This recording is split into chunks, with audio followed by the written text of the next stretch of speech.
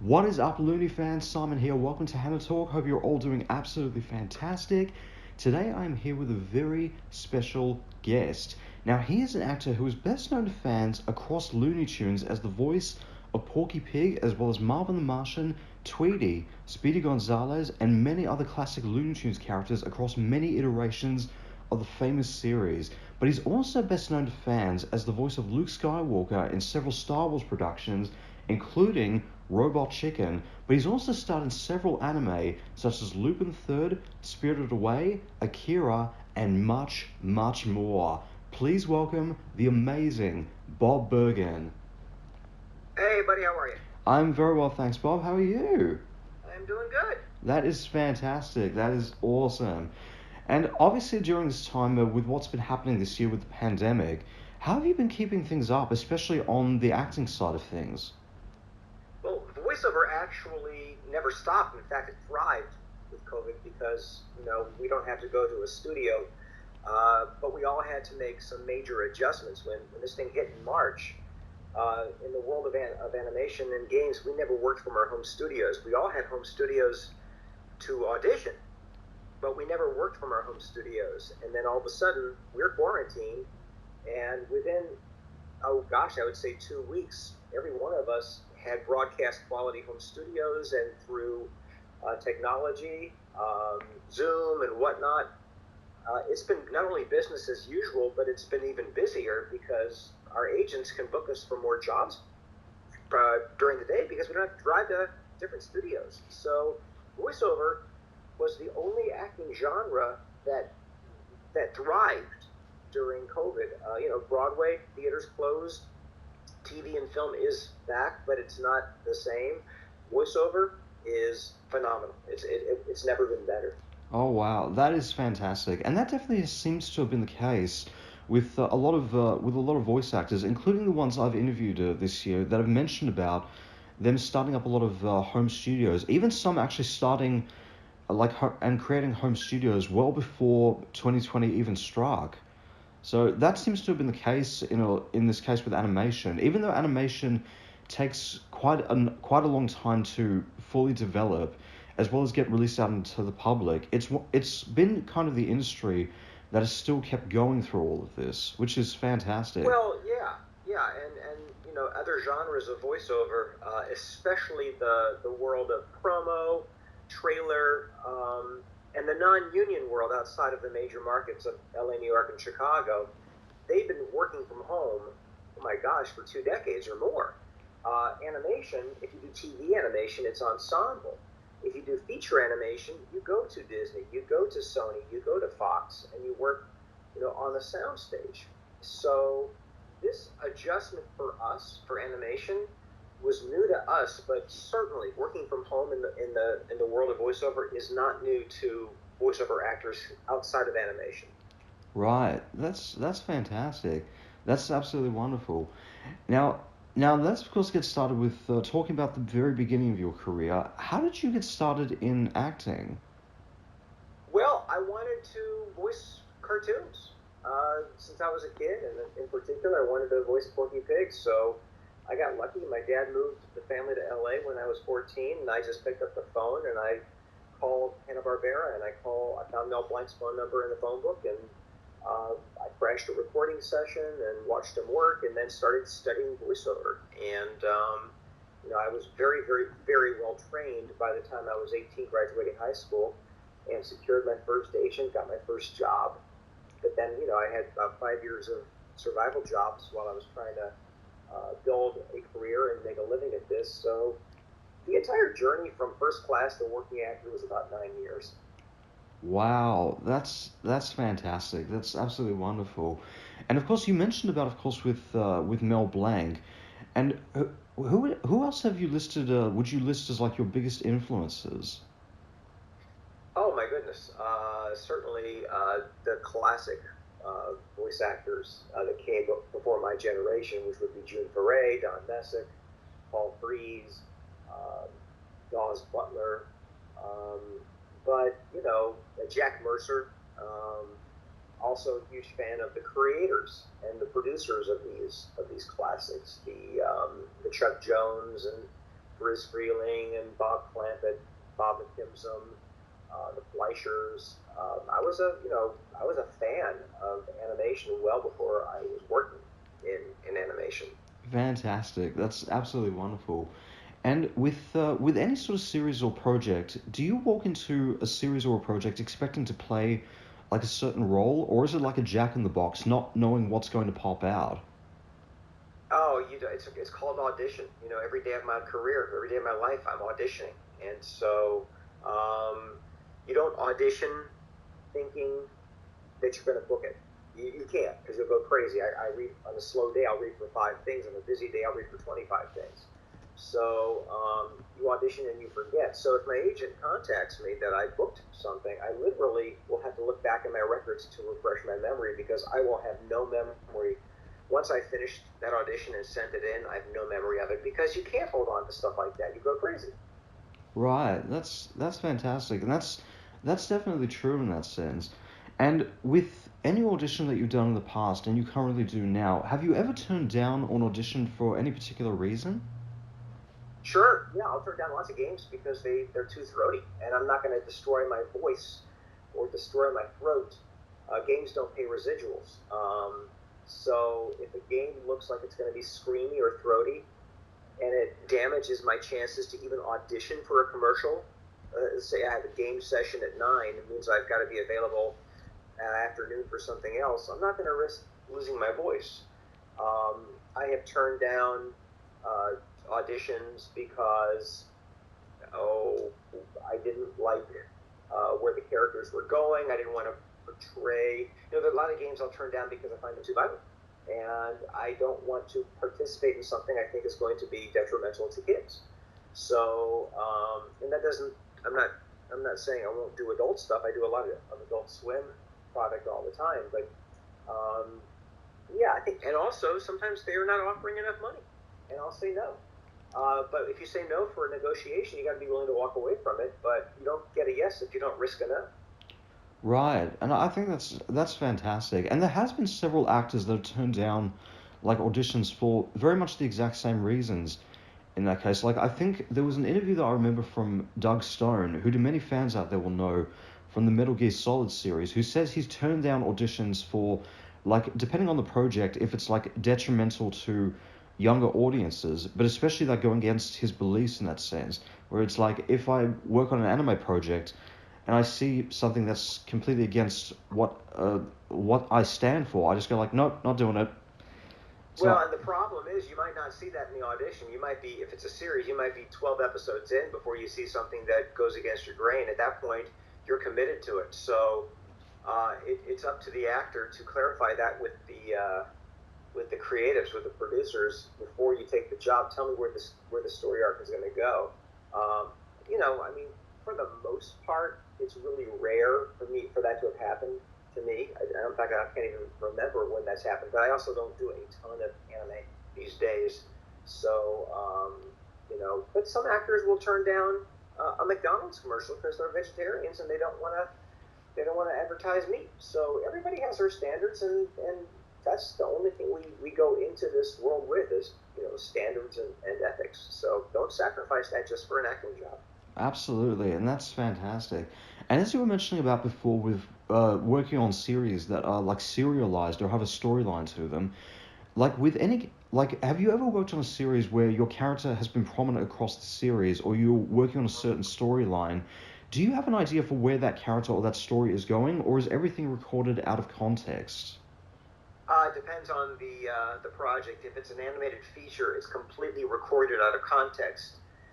The same way an on-camera film is filmed out of context. When I work on an animated feature, I only see the pages I'm in. I don't see the whole script. On my first day, I might be working in the middle of the film. My second day, I might be working on the end, and then a year later, I might be working on the beginning. So I don't know the story until I see it in the theater, if I see it at all. But yeah, I'm a victim of the writer, producer, and director at the session. If it's a series, you don't necessarily know what's going to happen later on. I'm doing a series right now for Disney where it is a serialized drama. I have no idea the story arc or where my characters are going. So, each script is a surprise, which is kind of fun. Uh, but, for the most part, cartoons are comedies. They're not serialized. They're like situations, and it doesn't really matter much what happens in the next episode because today's episode doesn't reflect tomorrow's. Right, that's fantastic. And did you ever get the chance to like see the final product of any series that you worked on?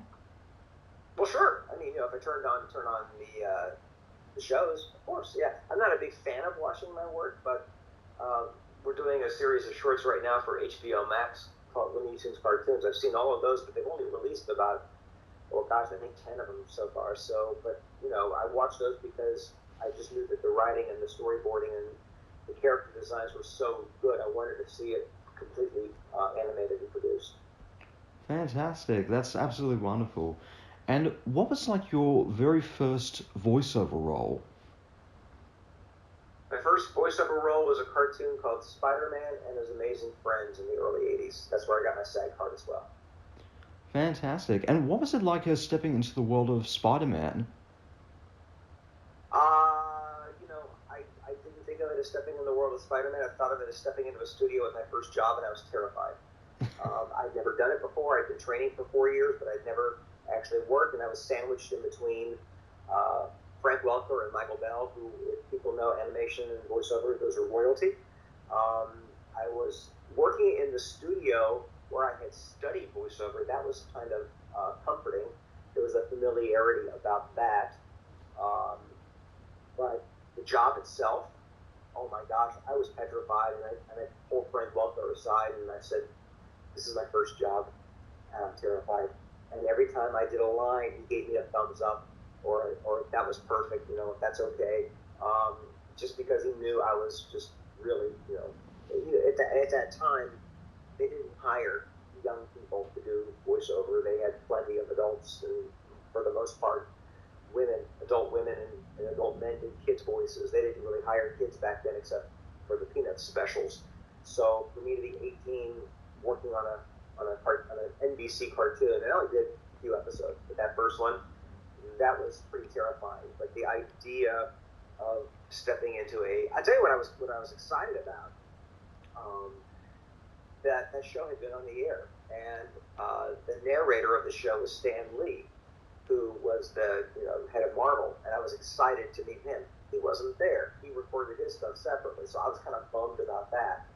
But it was it was very exciting. And then a few weeks later, I was still living at home, and I went to get my parents' mail, and I couldn't understand why somebody was sending me a check for a few $100s, and I realized, oh my God, they pay you for this. So I wasn't even thinking about making money or even a living. I was just excited to be doing what I loved. Fantastic. That's absolutely wonderful. And did you ever get the chance to like meet Stan Lee at any point? Yeah, I met him a few times. I met him at Comic Con a few times. I met him at I think, oh God, some fan convention in Canada. I met him at the Annie Awards 1 year. So yeah, I met him a few times. Fantastic. That's absolutely wonderful. Now, going across into some of your best known roles. Now, you're best known for playing across various iterations of the Looney Tunes franchise, playing Porky Pig, but also several other characters in the world of Looney Tunes. What was it like to step into the world of one of the most famous cartoon franchises of all time, and still to this day? Well, considering it was my goal as a little kid, it was both exciting and depressing all at the same time because I was like, I think 26 the first time I think my first job was Tiny Toons, and my parents took me out for dinner to celebrate, and I said, my mom could tell I was depressed, and she says, what, how could you possibly be depressed? And I said, I'm 26 and I met my lifelong goal. And so it was a roller coaster of emotions. I've had to re-audition for the character at least 10 times. Most recently, within the last few weeks, for a new project. So, I don't own the character. None of us who voice classic characters have a lifelong contract. We're job to job. So I've been kind of fortunate and blessed to, I think, have been the majority voice of the character. But it's every time that phone rings and I get a job playing that character, it's a good day because he is my favorite. Fantastic. That's absolutely wonderful. And did you feel incredibly nervous having to step into the shoes of like Mel Blanc? Not really, no. I never thought about that because I never thought of trying to match him, replace him. He was the genius that was this character. He didn't create the character. He took over for another actor, but he played the character 99% of the time he was alive and working for Warner Brothers. But I know because I don't come close to Mel Blanc or his genius. None of us do. He was a one and only original. My goal is to keep the integrity of the character. So if I'm working on a script where I think the character would say it better a certain way, I will honor the writer's work, and then I'll say, hey, can I try one take for me? And whether they use it or not is their discretion.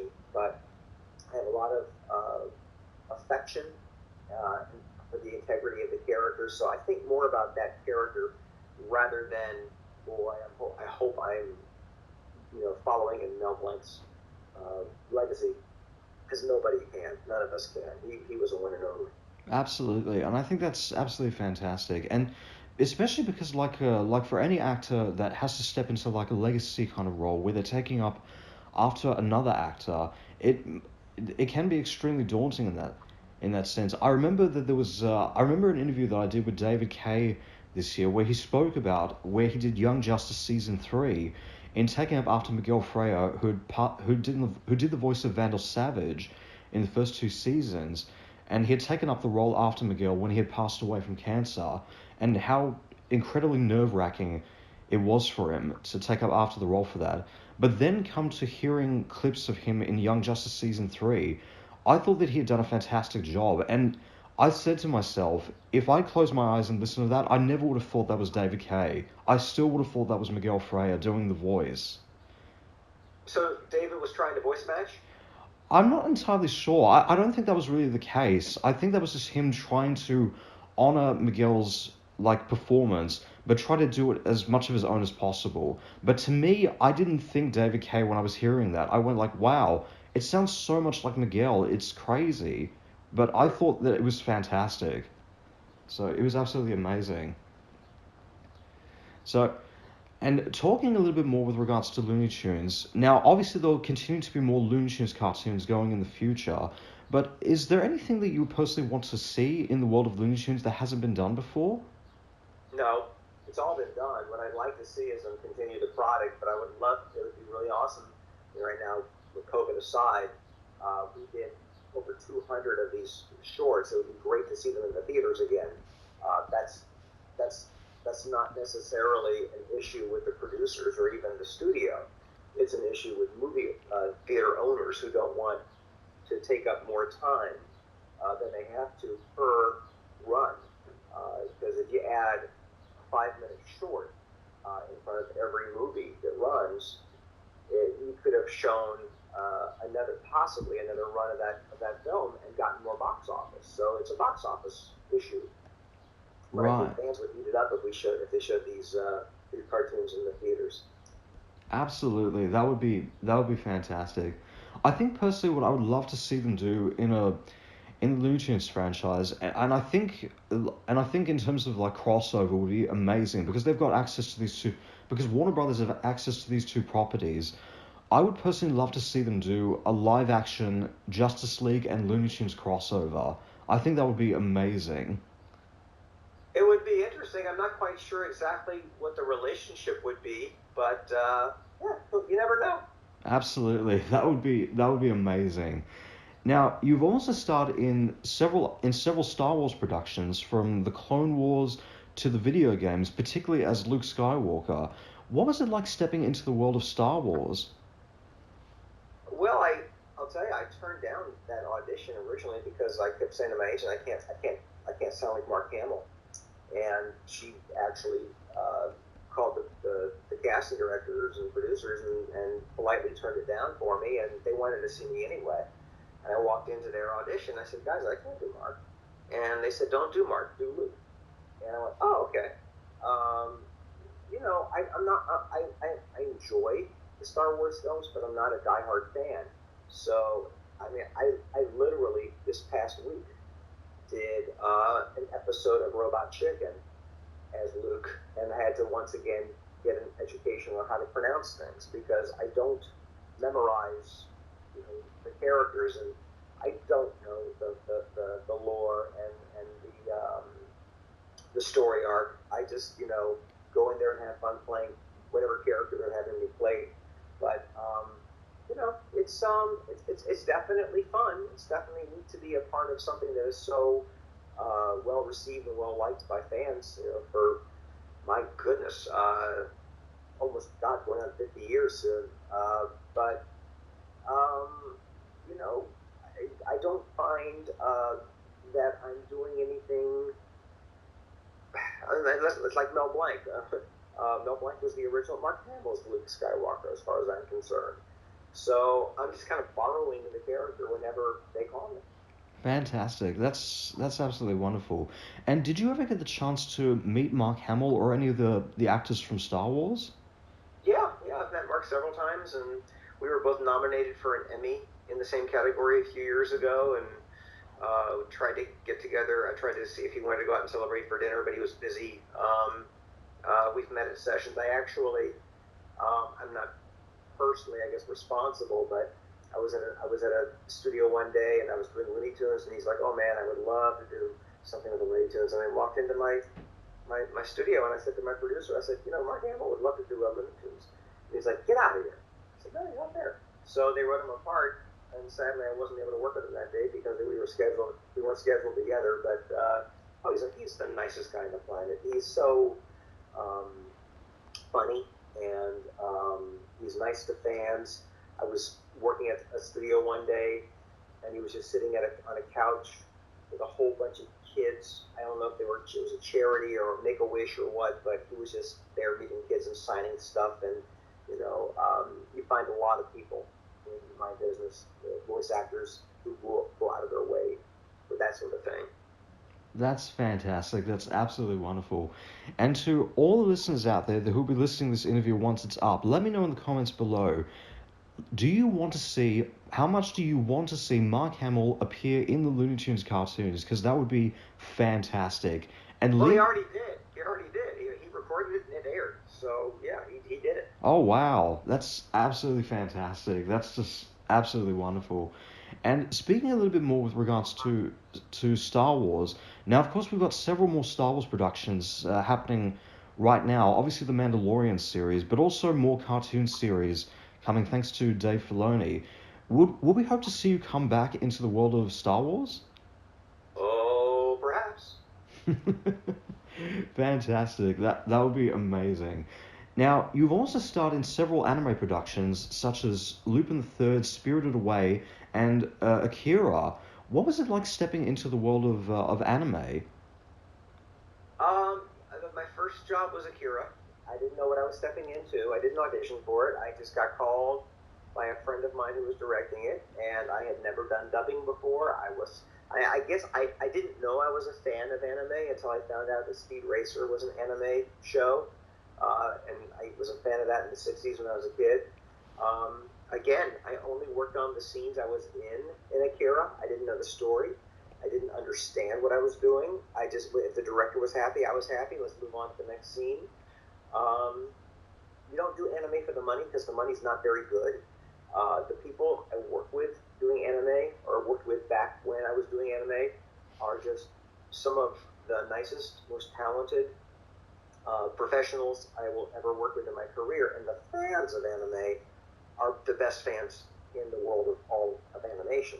And the only reason I don't do more of it is it honestly isn't worth it doesn't pay well, and it's not worth me giving up my time where I could book something that would be better for my career. That said, there are certain anime projects that if I were to be called to do something for certain people, I would do it again in a heartbeat. I haven't done Lupin the Third forever, and they've done many, many, many versions of it since I did mine. And Tony Oliver is an exceptional Lupin III. But if they ever wanted me to play him again, I'm there because it was a very fun character to play. Fantastic. That's absolutely wonderful.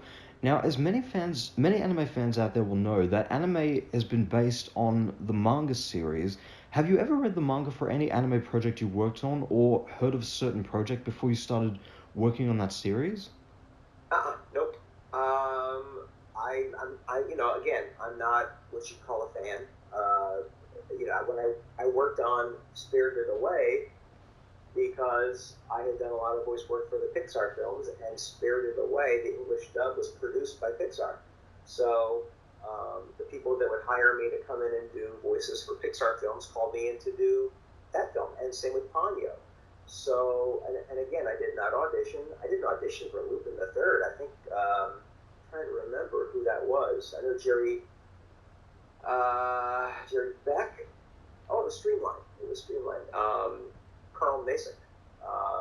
They just brought me in.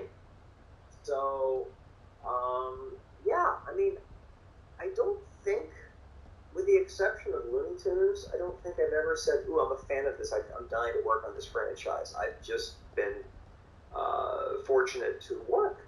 And, I've worked on stuff where I thought, wow, I am so blessed to be a part of this. And I've worked on stuff where I'm like, yeah, just a job. I'm glad they paid me. But every once in a while you do something where you're like, man, I get to be a part of this. That is really cool. That's fantastic. That's absolutely wonderful. Now, speaking about, of course, with anime, now there have been several live-action anime adaptations over the years, but there's all, and especially as well as like with Looney Tunes and Tom and Jerry, and there has been talk about them doing a live-action Akira movie. What has been your opinion on anime and famous properties such as Looney Tunes and Tom and Jerry being adapted for live action? Well, I mean, for Looney Tunes, it's nothing new. We did Space Jam, Looney Tunes Back in Action. Space Jam 2 is in production, so, that's been going on for a while. As far as anime, I don't really watch the animation anime. So, if the fans are interested in a live action version of something anime, the problem is the producers have a huge responsibility. You've got to please the core audience of the original anime, but you've got to bring in new who may not even know what the franchise is. That's a huge responsibility. So whenever anything is either rebooted or remade in a different genre, the producers owe it to the core audience to respect the integrity of the original while making it interesting for new. That's the hard thing. You need new people who've never seen the property go, ooh, that's new, that's fun. It's not, I don't envy that challenge, but I would suggest to all creatives who are rebooting or changing genres, think about this. Respect your core audience before you go in there and change things up too much. Sometimes you don't have to reinvent the wheel.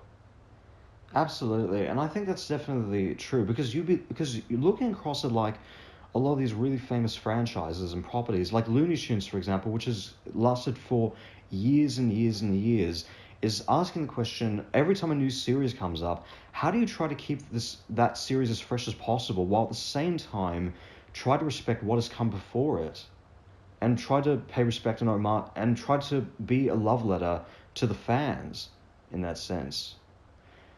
And it's Well, Looney Tunes cartoons basically didn't try to do anything but produce what feel like classic Looney Tunes shorts.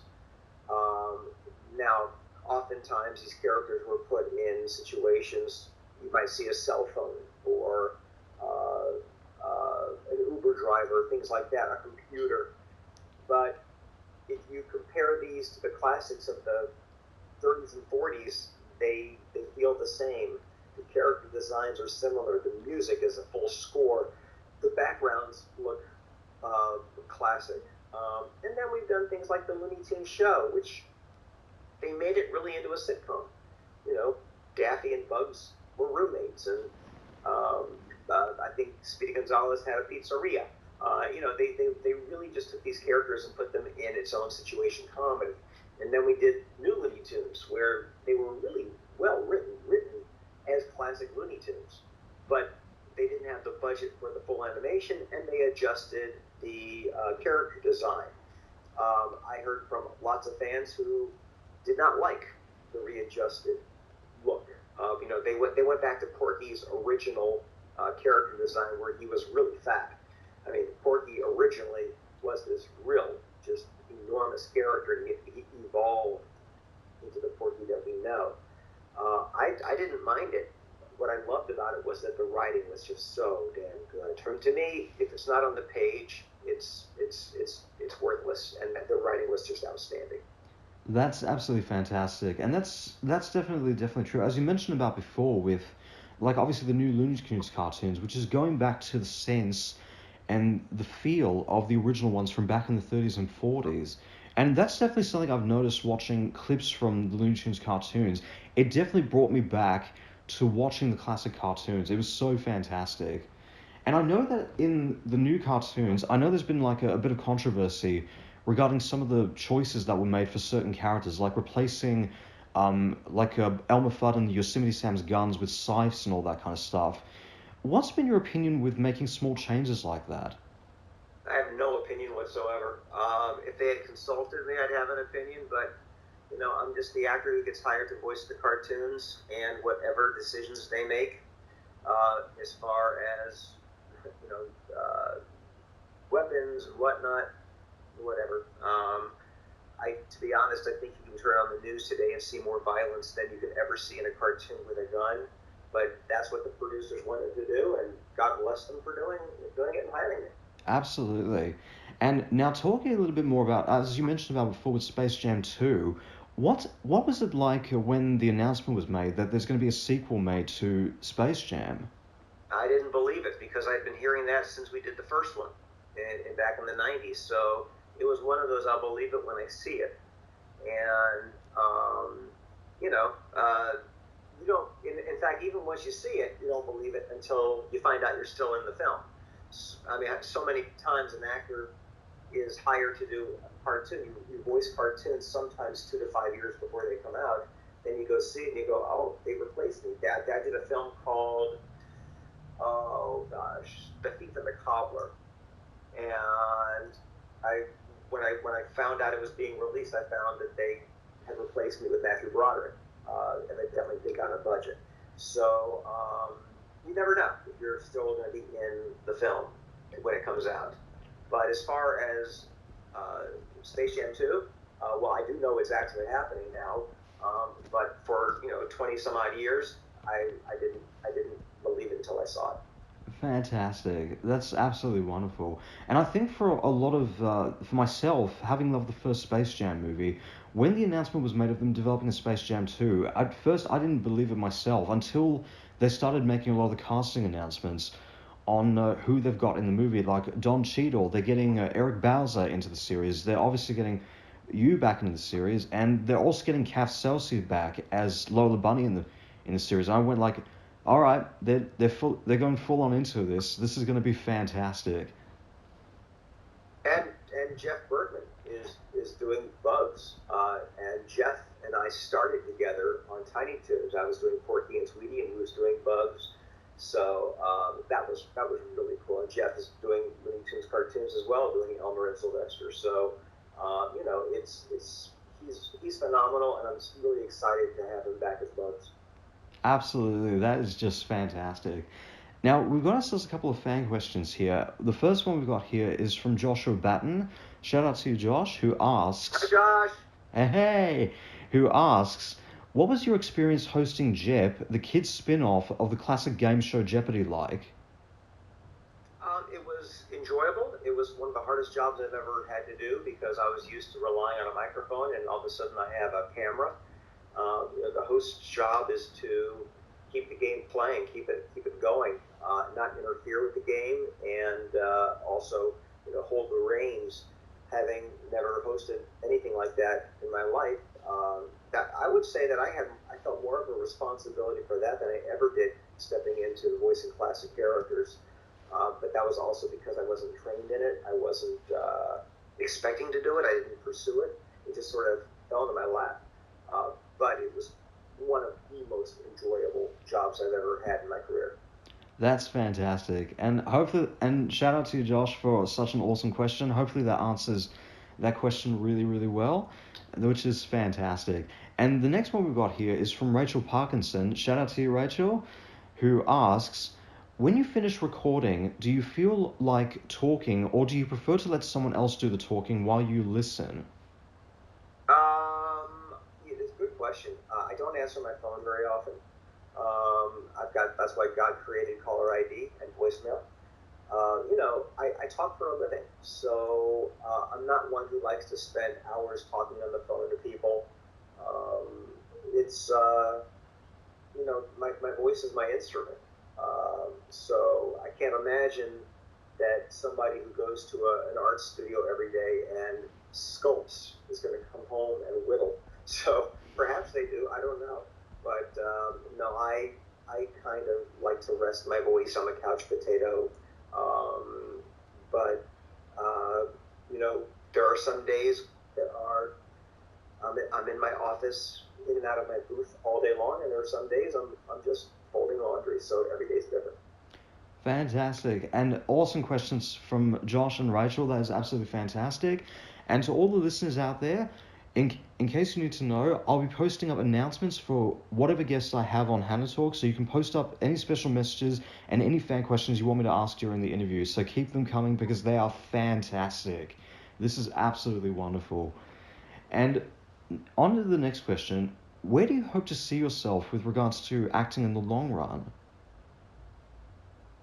I just keep on keeping on. If an actor just needs to act. So it doesn't matter what it is, as long as I am busy and being able to do what I love and make a living doing what I love, I'm very, very happy.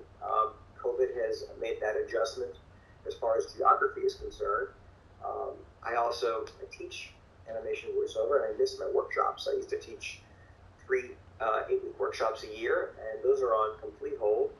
But I am doing Zoom privates. So that's new for me. I never did that before. I started doing that this past summer and found those are fun. I kind of enjoy that. You kind of just, you go with the flow. And, the thing about being an actor is, as far as you know, your last job is your last job until you get the next one. And if you're fortunate to be able to get the next one and the next one and the next one, then you got to consider yourself extremely lucky, because very few people in this business are able to make a living doing this. Absolutely. That's just fantastic. And as an actor, what was the most challenging role for you to play? You're hearing a pause because I don't know. Well, and I don't want to sound arrogant because I don't mean to be, but none. I've had I've done Star Wars properties where I didn't understand the how to pronounce planets and characters, but that's not a challenge. You got a director saying it's Tatooine, so thank you. I don't I don't have challenging parts. There have been times where I just didn't understand what was happening in the story, but the director says, "Got it, let's move on," and then you shut up and move on. I would say the toughest challenge for any actor is just to keep on working. You audition as if you've never worked a day in your life, and when you get the jobs, you have to just have that gratitude, and don't take it for granted. But parts aren't really challenging. Right, that's fantastic. And what's like one character or series that you've ever wanted to play or ever wished that you played? Well, it hadn't happened yet. I'm not sitting here going, "Ooh, when can I be Homer Simpson?" I'm not looking to take over something that is already out there. For me, every time I have an audition, I guess, if you do a pilot, you're kind of hoping that becomes the next SpongeBob or the next Adventure Time. You'd love to create a character that is everlasting, but what that character is, I don't know, because it hasn't happened yet. Right, that's fantastic. That's absolutely wonderful. And obviously, you were speaking, like as we were talking about before, like how the animation industry has been flowing during this time. But what's been your view on where the voice acting industry stands within like the whole of the entertainment industry? Are you talking about animation in particular? Just also with animation as well, yes. Well, when I got into this business, there were three networks that had Saturday morning cartoons, and there were occasional syndicated cartoons and very few theatrical cartoons. Today, we've got 24/7 cartoon networks. Every major studio has a thriving animation department. We have streaming cartoons. We have primetime cartoons. We have games. There have never been more opportunities for the voice actor to pursue animation than today. And the same goes with commercials and promos. There are hundreds and hundreds of networks out there that need commercials and that need their programs promoted. So the fact that I was able to break into this business in the early 80s when the odds were completely against anybody stepping in because they had all the people they needed, the odds were against me. If people want to pursue this today, they've got a plethora of opportunities, but the cream, like it did back when I was starting, the cream floats to the top. They want brilliant. They don't want, there's no such thing as a good voice. There's also no such thing as a bad voice. There are just good actors and bad actors. So if somebody wants to pursue this, they hold auditions every day because they're always looking for the next great thing, but you got to be great. That's absolutely true, and I think that's absolutely fantastic. And I've said this across in many interviews that I've done, like over the years, and I will continue to say this till the day I die. But if anybody was to ever ask me, why do you still go to comic conventions? I say I go to meet the voice actors. They're my rock stars right there. Well, I will tell you that we never even knew anybody knew who we were until they started doing fan conventions. And I remember the first time I went to San Diego Comic-Con, and people are looking at me. I thought my fly was open. Couldn't understand why people were staring at me as I'm walking around, and it's because they know my work, and it blew me away.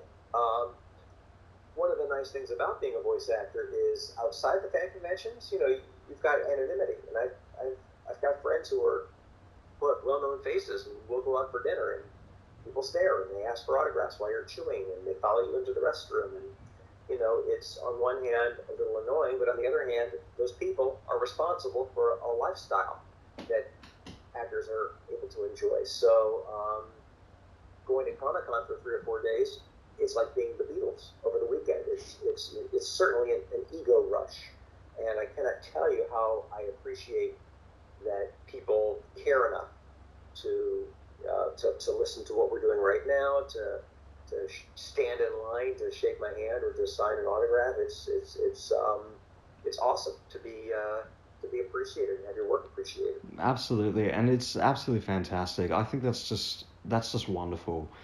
And I think it's like this interview the second interview that I did with Katie Lee this year, who to many fans out there will know from several Disney productions, like she described it as famously anonymous, I think was the term for that.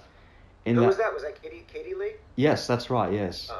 Katie Lee is also just brilliant. I mean, she's one of the nicest, most talented voice actors and just people out there. But she's right. I can remember early on in my career, and she was doing, I think, Muppet Babies Night. I did one season of that show. It's very true. But you're also going to find, I think, that the people that do voiceover work, and especially fan-based voiceover like games, anime, animated series, they're the nicest people. There's a camaraderie and there's a respect level amongst the collective us that I don't think you see as much on camera. Absolutely, I think that's definitely true. I mean, having been someone who's gone to many comic conventions here in Australia, for that matter, it absolutely astounds me how much people line up to go meet the voice actors, and I continue to do that to this day forward. But it's definitely true. It's so true.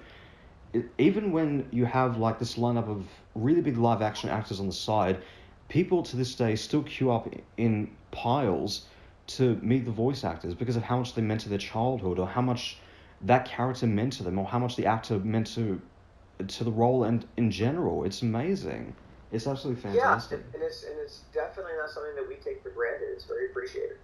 That's absolutely fantastic. And that's just absolutely wonderful. And continue to do that till the day you die, which I think is amazing. So, And I'm hoping that when this COVID thing ends, we can go back to conventions. And I'm not sure if we're going to be shaking hands for a long time, but it would certainly be nice to be able to get back to some kind of normal. absolutely, absolutely. That would be fantastic. That would be amazing. And by And the way, I've never done one in Australia or New Zealand, and I would love to. I'm just putting that out there too. that would be fantastic. When comic conventions officially come back into Australia again, I will definitely do everything in my power to get you down to Australia because that would be amazing. I will be vaccinated and everything. Fantastic, absolutely wonderful. And without going into any spoilers, what's next for Bob Bergen for the fans to know about? I'm trying to think what's been announced. I'm working on a series for Netflix called Ridley Jones. I'm working on a Disney series that will be loudly promoted, hopefully soon. Doing still finishing up Looney Tunes cartoons. We're at the tail end of adding some pickups for that. There's another Looney Tunes project that actually a couple that I've got my fingers in. I just did a Robot Chicken. I just did a couple of a new series for Nickelodeon, something for Apple TV. It's been busy, Simon. It's been good. That's absolutely fantastic, and can't wait to hear what those projects are. Which is those projects are. It's going to be fantastic. Yeah, I'm strategically vague because we sign NDAs and we're just not supposed to talk about stuff until they come out. So, people have to understand you record things so far in advance before they're ever released. And by the time you see something in the press that this is actually in development, chances are it's already done. They don't even plant those seeds until the project is really cast and recorded and done. No, that's absolutely fantastic, and I think, and of course, understanding that you have an NDN, of course, you can't just say the titles out straight up like that. But I think just those announcements are fantastic. That's just wonderful. And final question, what do you think Porky Pig would say if he was in Australia? Yeah, well, if I were in Australia, if I was in Melbourne, I would say, good day, mate. Put a shrimp on the put a shrimp on the I eat seafood. Fantastic. That's absolutely wonderful. That's just fantastic. By the way, I had the best octopus I've ever had in my entire life in Australia. Oh wow, that's fantastic. I just thought I'd share that. No, that's absolutely wonderful. That's fantastic.